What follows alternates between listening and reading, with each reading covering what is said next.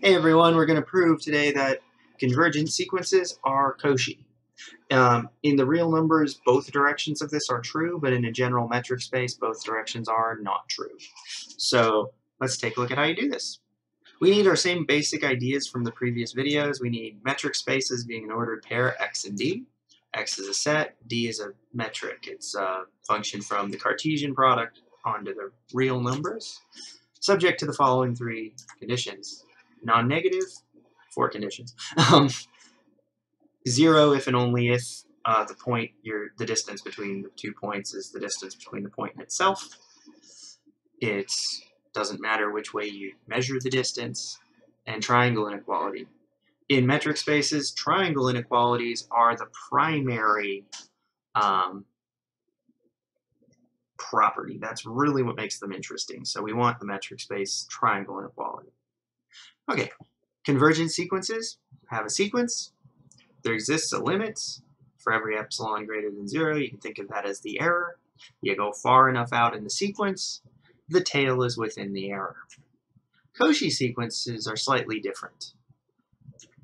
For every error, you go far enough out in the tail stays close together.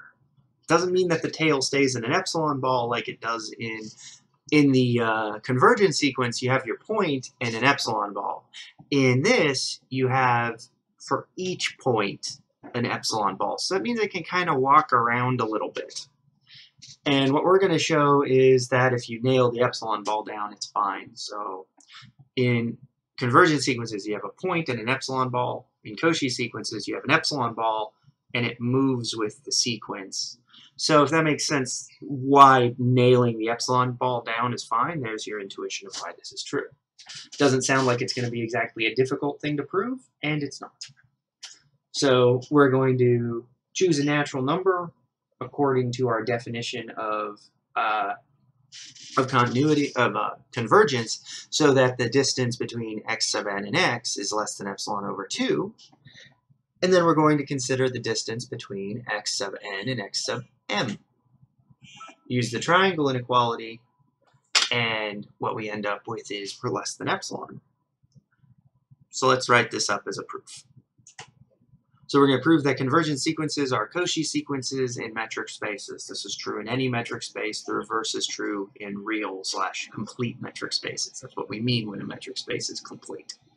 So let's take a look. Let epsilon greater than 0 be fixed, and x sub n be a convergent sequence with limit x in a metric space x comma d. Using the definition of convergence, choose an n in the natural numbers such that little n is bigger than or equal to n implies that the distance between x sub n and x is less than epsilon over 2.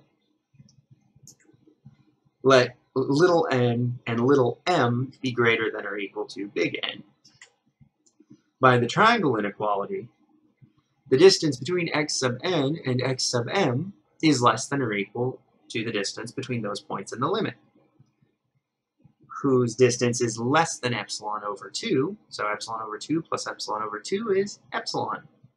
That whole statement read as a piece says that this sequence is Cauchy. So as epsilon was arbitrary, we conclude that the sequence is Cauchy.